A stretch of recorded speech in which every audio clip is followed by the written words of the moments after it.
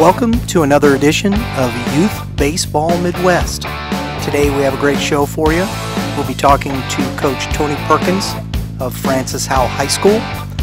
We will also be talking with Dave Penning and Dave Schmidt from Game 7 Baseball, get an update on the indoor season and how it finished. We're also going to be talking to some great ladies from the Rawlings Xtreme baseball program and get some insight from the mom's point of view. We hope you enjoy the show.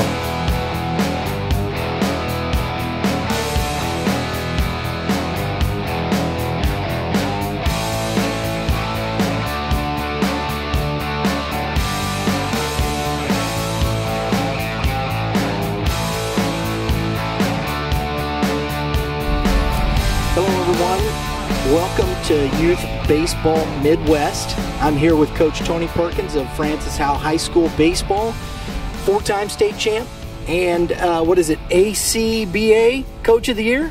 ABCA, yeah, I was Coach of the Year there, and BCA I was Coach of the Year. Congratulations, that's always nice. It's always nice to be recognized. Quite an honor, quite an honor. So with that being said, Coach, what motivates you? What keeps you going?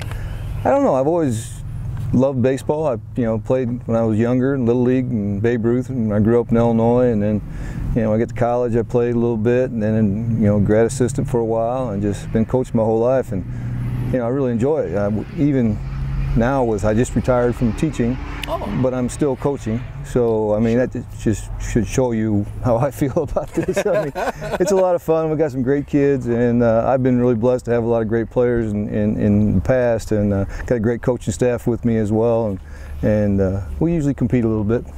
Very good. That's more than a little bit, I'd imagine.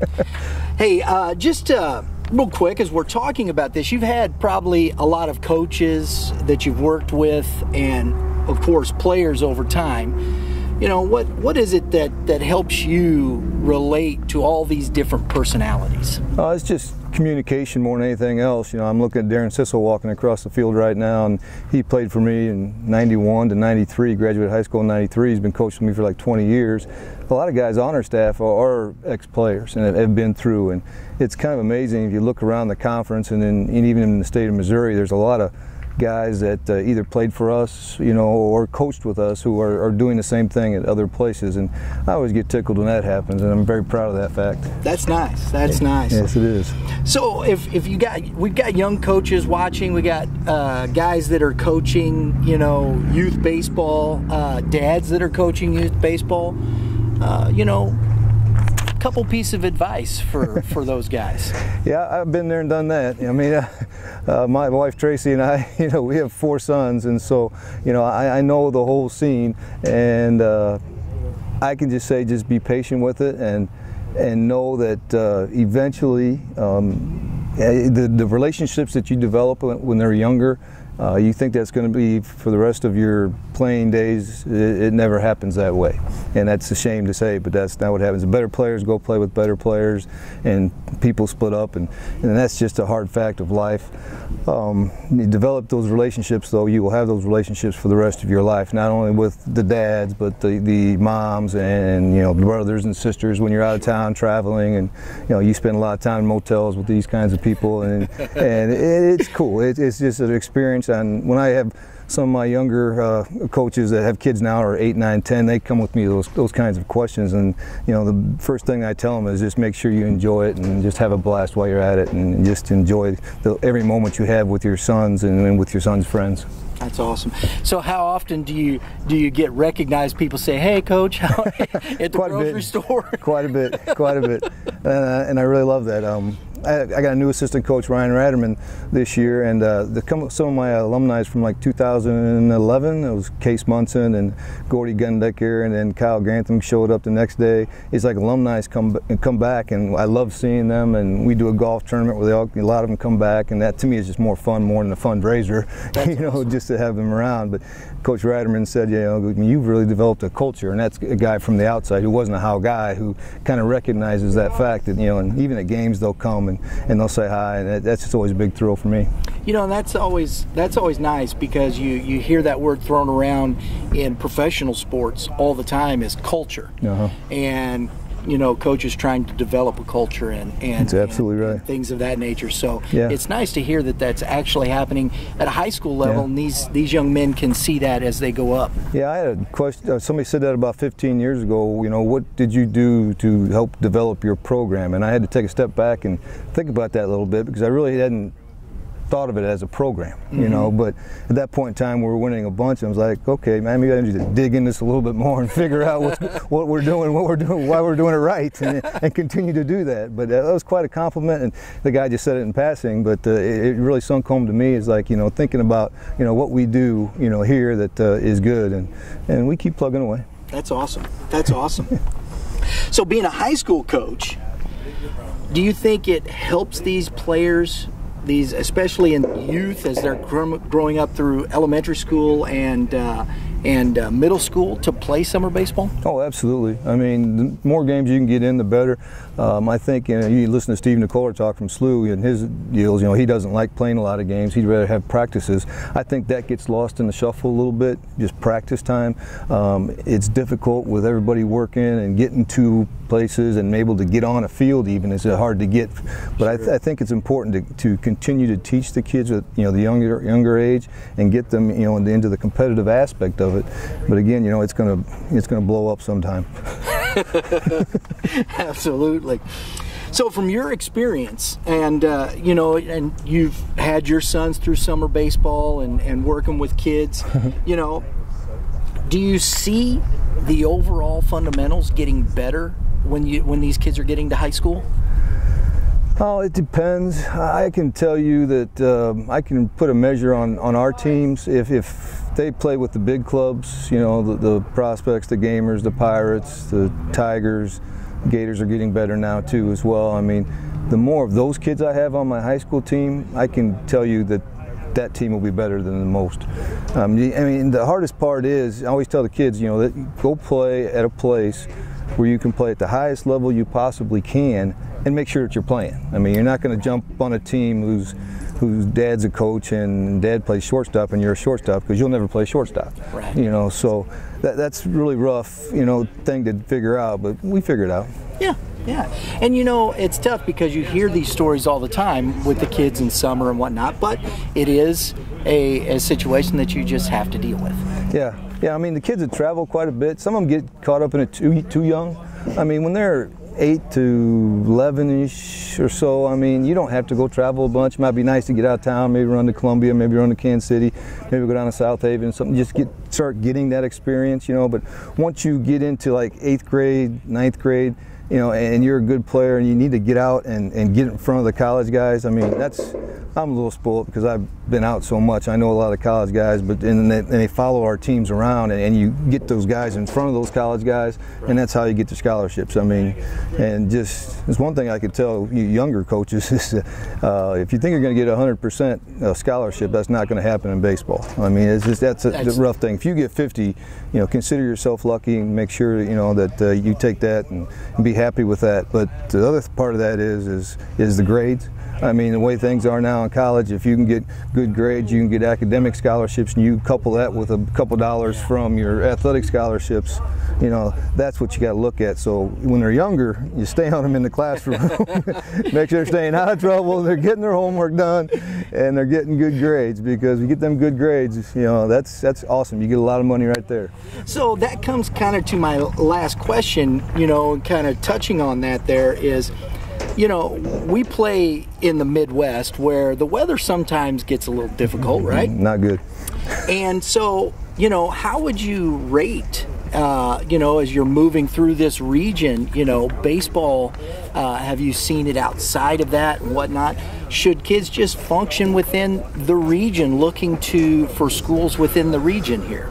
Yeah, that could be the case. I know I'm scouting with the Braves now a little bit, and I scout with the Rockies a little bit, and I've talked to some professional scouts, and they would take a pitcher, say, from the Midwest or even the North, just because that particular guy's got less pitches in his arm, and he's fresher. A guy told me that 15 years ago or something like that, and it made sense to me, and those guys do recruit them. But the facilities are so much better, and there's a lot of places going turf. I know when we were younger with my kids, we'd always first tournament, we run up to Jackson, Illinois, because they have turf, and you knew you were going to play. Yes. You know, I mean, even rain. We played in some really rotten weather up there, but you see teams from Chicago, from Springfield, Illinois, Springfield, Missouri, Kansas City, Missouri. You see great teams, and that's great experiences. And then younger coaches, I would say, try and gear toward the end of the year, find whatever group you're going to go with. I mean, a national tournament. I mean, and go ahead and try and gear your teams to go to that, because that's a lot of fun, and it's maybe a week-long deal, and that's where families go out and have a lot of fun, and the kids will have a blast, and you'll see some great players and how you stack up against other players in your area and throughout the nation. And that's the key, isn't it? If you're living in this area, you want to see how you stack up against guys in the Midwest region, correct? Absolutely. You know, I've been running with clubs, teams in the summer times for years and years and years now, and that's exactly what happens. Is you think you're good, and then you go out and it's like, whoa. Well, I got to put a little more work in, you know, and it's a learning experience for everybody involved, parents and kids, to go up against these good teams, you know. But the other thing in that is too, you got to realize, the kid that's 6 foot when he's like 9 or 10 years old, I mean, they usually get caught. Yes. They catch up to them usually. Yes. Some of them remain being the biggest kids, but a lot of them will say, a lot of times, there's many instances of kid was the best player around when he's 12 years old, but when he's 16, everybody's past him. Yeah. So don't get discouraged by the big kids beating you. Exactly. Well, Coach, I know you got to get to practice. I do appreciate your time. I really do. Very informative, and hope maybe in the future we can get you back on the show. Oh, anytime. Appreciate you coming out. Thank you very much. Coach Tony Perkins. We'll see you again, guys.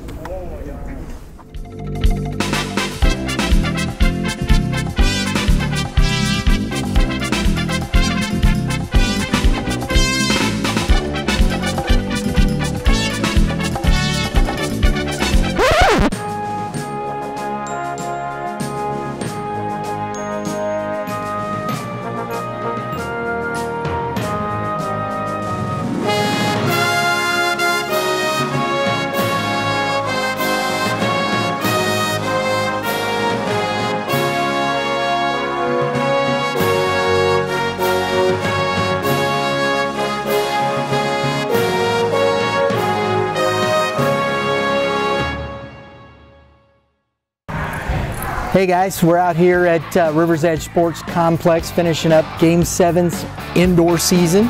Got the 8U championship game going on behind us, and these two teams are really playing well. We watched the semifinal. It was a fun game, wasn't it? Went right down to the wire, you know, so it was a lot of excitement, a lot of fun to watch. So just kind of start here, guys. How long have you guys been doing the indoor season? We've been doing the indoor brine here for our 6th year. This is our 6th year doing it.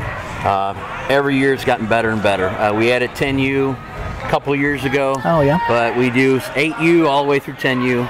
This is our 6th year. I mean, check it out. It's a blast. Yeah. Teams love it. Parents love it. Stands are full. We love it. You know, That's it's fun. Definitely. That's good. Good. You feel guys like you've had more success year after year? I don't know if it's year after year. Each year, you know, it fills out faster. If that's the case, yeah. There you go. As you can hear from the roar in the background here, it's exciting here by all the fans. Really enjoy it. But a big thing is they get amount of games in January and February and early March before their competition does. Yeah. A head start on those guys out there, and it really shows. For instance, we had a team in here, the Edwardsville Tigers 10U team. They played indoor with us twice this year, did very well. And spoke with a couple gentlemen there that came up to watch their younger brothers play, and lo and behold, they're in the championship game this weekend. Awesome. Over in Illinois. Awesome. Well, see, and that's the thing. That's what this is about. It's just, you know, something a little different, a little competition, not just the mundane, you know, in the cage all the time. And you know, here's the thing. You guys have filled up you filled up all your spots this year, didn't you? Is that correct? Is that? Yes, we did. We saw it every indoor event. So another successful year.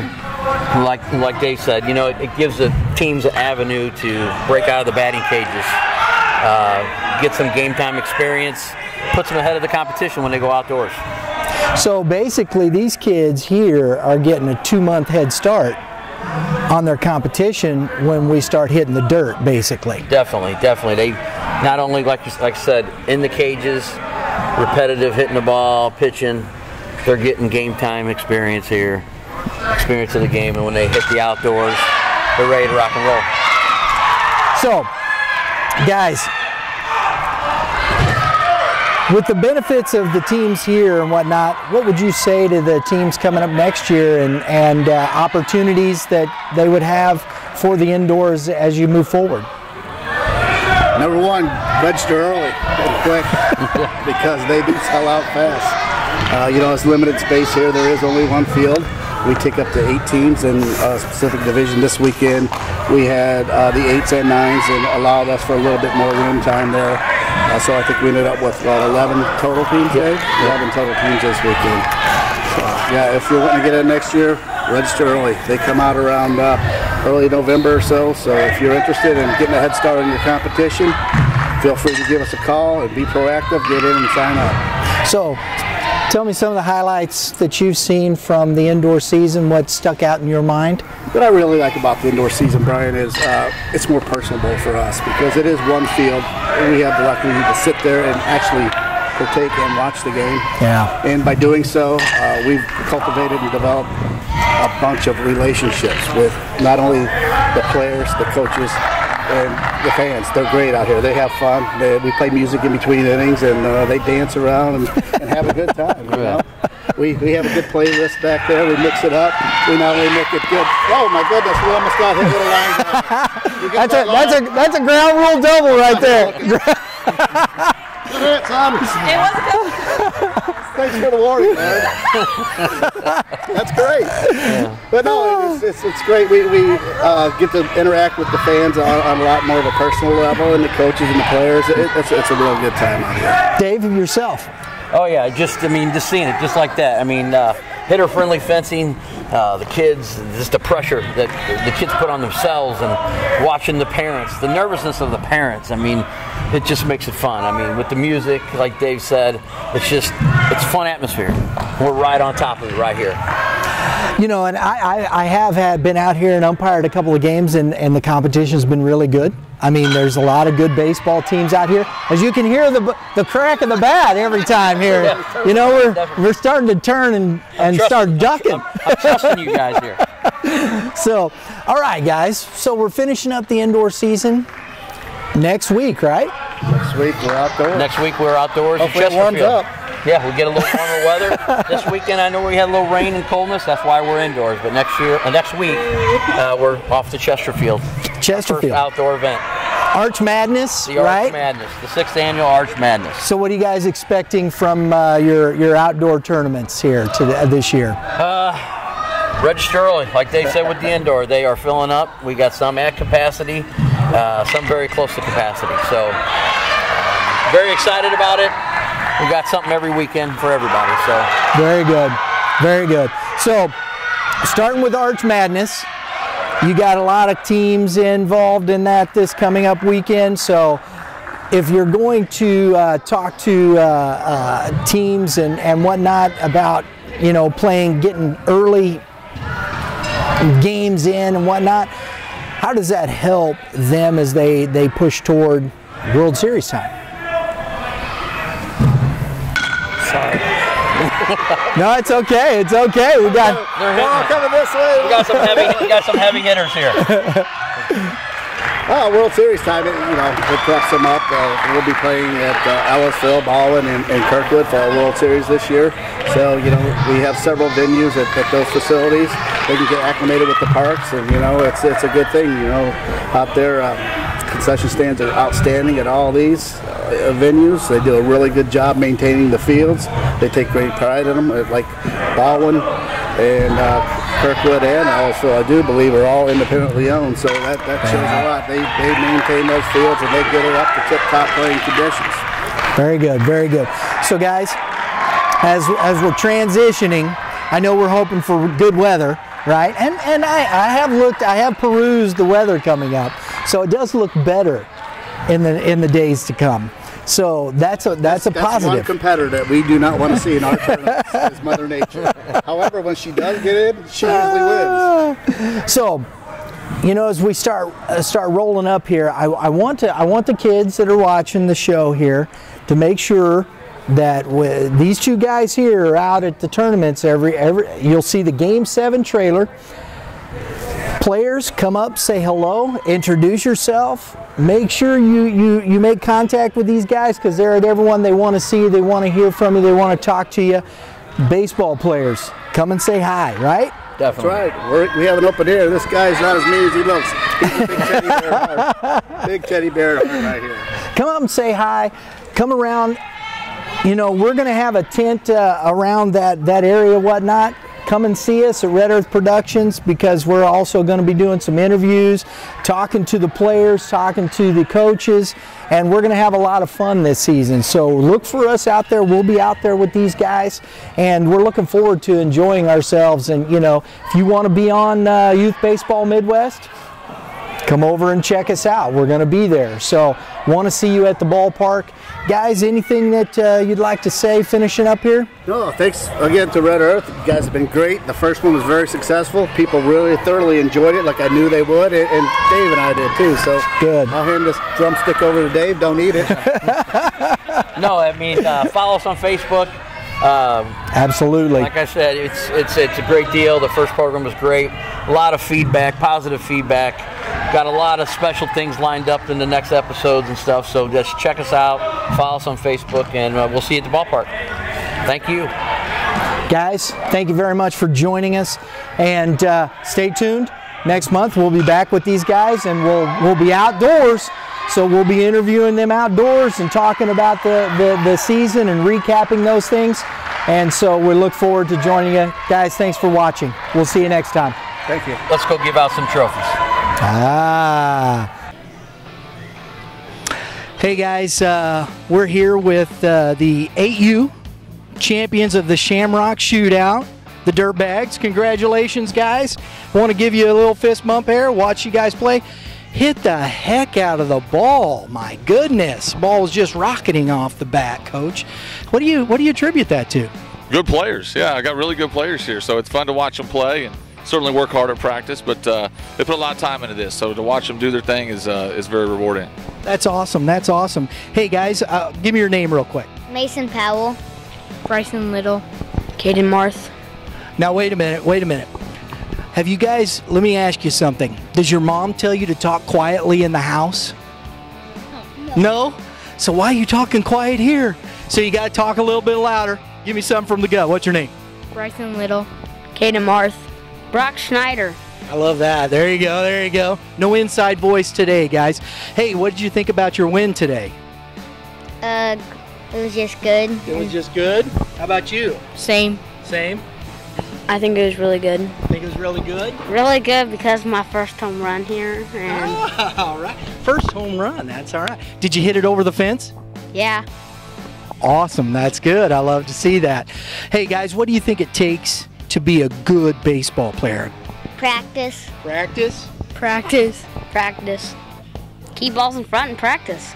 Keep balls in front and practice. Coach, how do you think your team's looking for the rest of the season?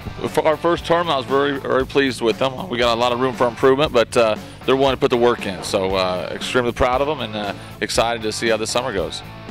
Excellent. Hey, guys, thank you for joining us. Congratulations again on your win, Coach. Congratulations. Keep working hard, guys. Yeah, you got to do a little, hey, wait a minute. Everybody get in here. We got to get a little dance in here. Yeah. You don't want to do that, Coach? Everybody's got to do a little dance here. Got to do a little dance. All right. Hey, guys. Let's see. Wait a minute. How you do that? Is that it? Yeah. There we go. Hey, we'll see you again. Take care.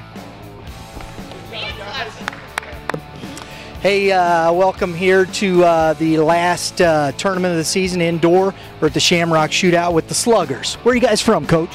Marion, Illinois. Marion, Illinois. And as you can see, they got some trophies. They finished runner-up, which is good. Hey, I watched both games. I watched both of your guys' games. Hit the heck out of the ball.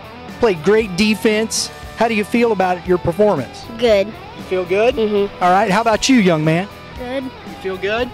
How about you? I feel awesome. You feel awesome. I love that answer. Hey, nothing to be, you know, keep working, keep playing. Coach, how do you assess your team this year? I think we'll be all right overall. You know, it's the beginning of the year. Indoor tournament's new to us, so it's a great experience. And 3-2 on the weekend, and we'll be all right, hopefully. A lot of work to do. Hey, guys, let me ask you all one question, okay? What do you think it takes to be a great ball player? Hard work. Hard work. Hard work. Hard work. I love that recipe. Hey, thank you for joining us, Coach. Congratulations on the runner-up. Appreciate it. Guys, keep working hard, and we'll see you again, okay? Give it up. Thank you very much. Hey, everyone. Welcome again to Youth Baseball Midwest. We are here today with some lovely ladies, moms from the Rawlings Xtreme Baseball Club. I have Jody, I have Angela, I have Jennifer, and I have Christy with me. Say hello, ladies. Hello. And Christy, let's start with you talking about your son. What's his age and how long has he been playing ball? 2 sons. 2?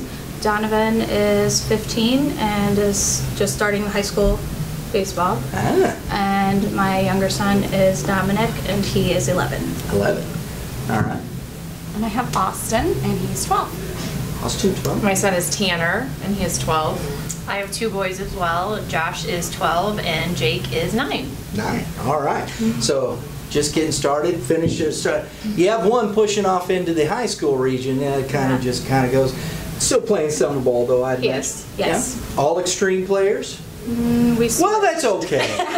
We won't go there. It's all right. We're cut down the middle, too. It's okay. Exactly. I want to talk about some topics that we discussed beforehand and were important to you ladies, and we're going to start with you, Jennifer. You talk about food, eating healthy. So during a weekend, you know, it's pretty tough when the schedules get crazy and whatnot. What do you guys try to do? Our boys do pretty good on their own, actually. We try and bring snacks. They like grapes, oranges, trail mix, jerky, anything like that they kind of all share. But if they have time between games, they love to go to Subway. So they're not going to the snack bar? No, they actually are not too thrilled with the snack bars at the fields, typically. Very good. That's good, though, because it's kind of tough. The greasy burger or the greasy hot dog between games, it kind of is, it's tough on your stomach. So healthy eating is very important, isn't it? Yeah, they do really good. So we also talked about, with Angela, bats, gear. It's the tough guys, right? There's so much gear. Who's responsible for the gear? Well, my son's been playing for 5 years now, and I would say in those 5 years we've left behind 2 first baseman's mitts. Bags have been left at fields overnight. He left the whole bag. Torrential rains, bags sitting out in the middle of the field overnight. One time he got in the back of the car. We were almost to the field. Tanner, you got everything? Yep, I'm ready. We get there and he, do you have my shoes? No. He is barefoot in the back of the car. So, you know what? It was okay when he was younger. He was learning, you know, to keep, because there is so much gear to keep track of everything. As he's gotten older, though, he's got to keep track of it. It's on him because, you know, once they get in high school, it's all them. Yes. So what kind of tips would you say? What do you ladies do to try and help the kids remember everything they have to put in the bag or whatever the case? We try to lay stuff out the night before, but his coach, Coach Donnie, is amazing about remembering stuff too and saying, this is your responsibility. This is not your mom's responsibility. If you're wearing the wrong hat, it's on you, not your mom. So now, if they're wearing the wrong hat, do they not get to play? They still play. They still play. So, you know, when we're talking about gear, I'm sure there's all kinds of horror stories, but you know, the biggest thing is trying to get these young boys to understand at some point, like we said, they're going to be in high school or college or whatnot, and mama will not be there, right? Yes. So, you know, I think those are good things to have and tips. Anybody else? I would say, you know, we have multiple uniforms, and a lot of times it's easiest just to fold them and put them in like in a gallon-sized Ziploc so that they're not getting wet if it rains. You have an extra pair of socks, everything's in one spot, and throw it in the bag, and everything's ready to go. That's a good idea. There you go. We carry extra shoes too. Extra shoes? I've had to go buy some before. Keep the old ones, right? Don't chuck them out, right? Right? All right. So, one other topic, I believe we had talked with Angela about this, and I think the big one was sunscreen, right? Yes. Sunscreen. So my motto is nobody gets burned on my watch. And she's serious. Yeah, She lines them all up. I have a redhead son, and so I am very like, fair. Josh. So Josh is number one in line. Did your mom get your ears? I am out there, warm up, whatever. The worst is if they get sunburned and then they have to play the next day. They can't move, they can't see the bat. It's awful. So I am out there nonstop. We are out there for 8 or 10 hours a day sometimes. Multiple sunscreen applications. Multiple. Well, they sweat it off, right? They do. And now the boys, they run for wood. They do. They all kind of run for me. My son, like, hides It's a because joke he's between so the boys. embarrassed. Like, oh, Tanner, here comes your here mom. comes your mom with the sunscreen. I'm like, you know it. Who's first? So who carries the first aid kit? Actually, Coach Donnie has one in his Does he really? backpack. Oh, very good, very good. So, I think we all have And then we all have a little ones, mom though. one, I think, that we all carry. because it happens, doesn't it? happens. Ice. So what do you guys carry in your first aid kits? What's out there just in case?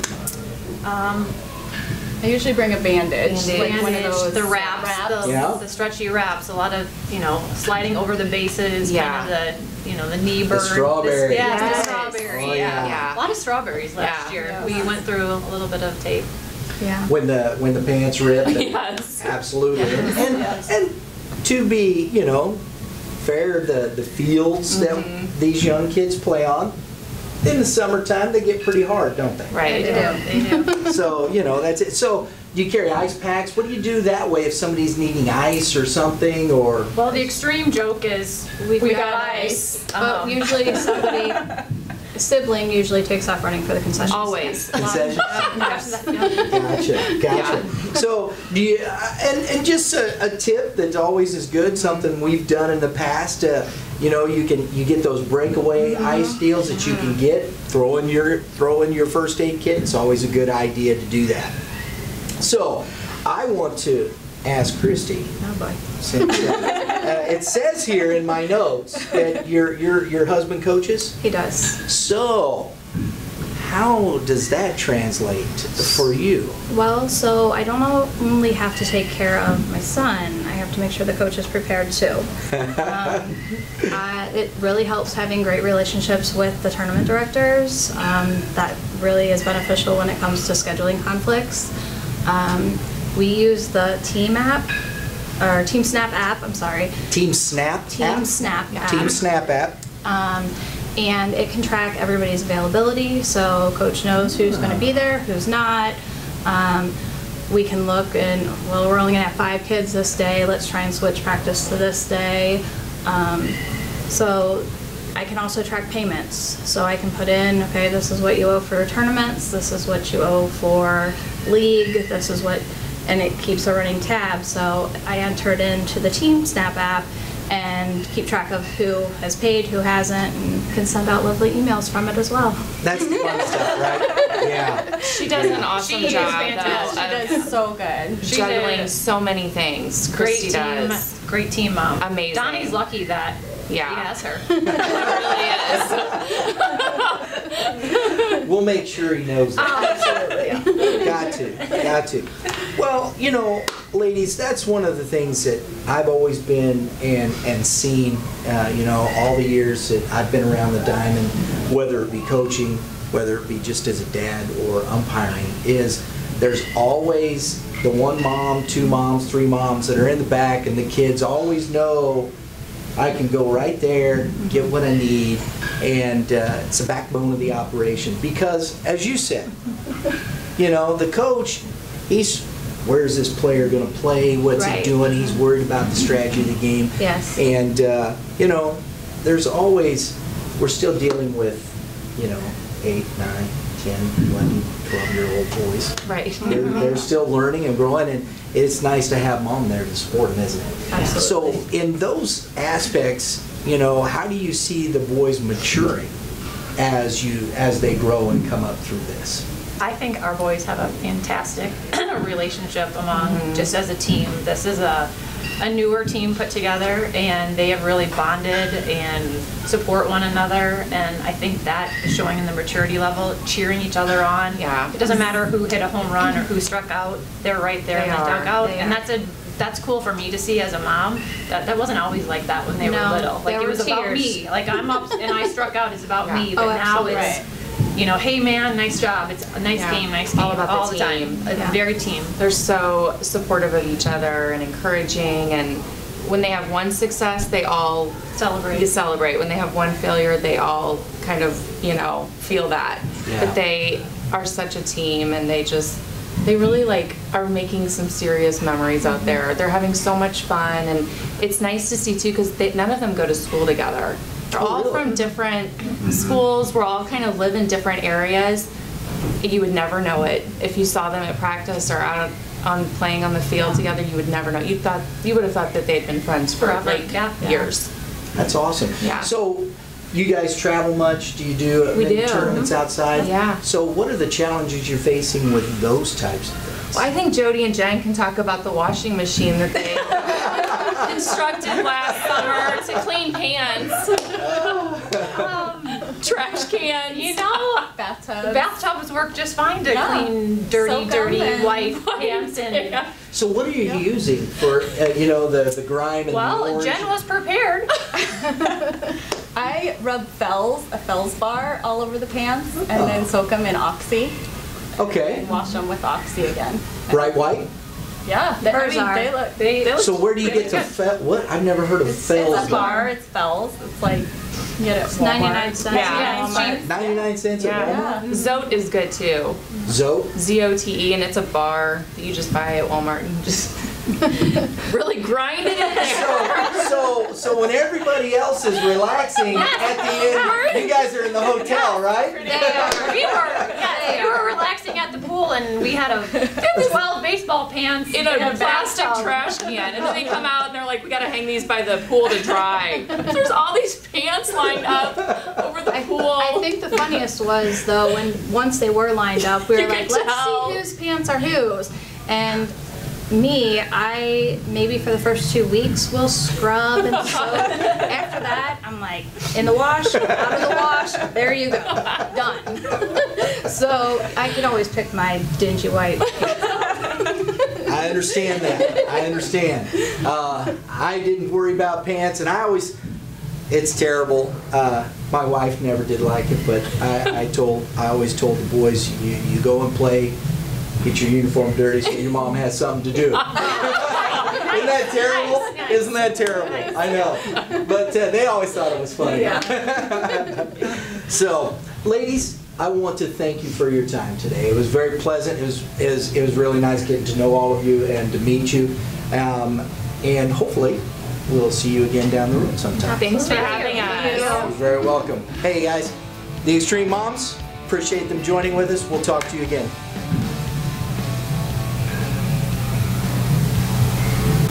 Hi, my name's Jennifer, and this is my son, Austin. Hi, my name is Austin. I play for Xtreme Horn, and my favorite baseball player is Bryce Harper. My name is Angela, and this is my son, Tanner Sullivan. I play for Horn Xtreme, and my favorite baseball player is Mike Napoli. Hi, my name is Christy. This is my son, Dominic, from the Rawlings Xtreme Horn. My favorite baseball player is Derek Jeter. Hi, I'm Jody, and this is my son, Josh.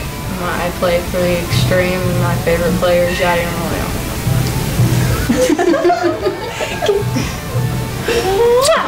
Molina.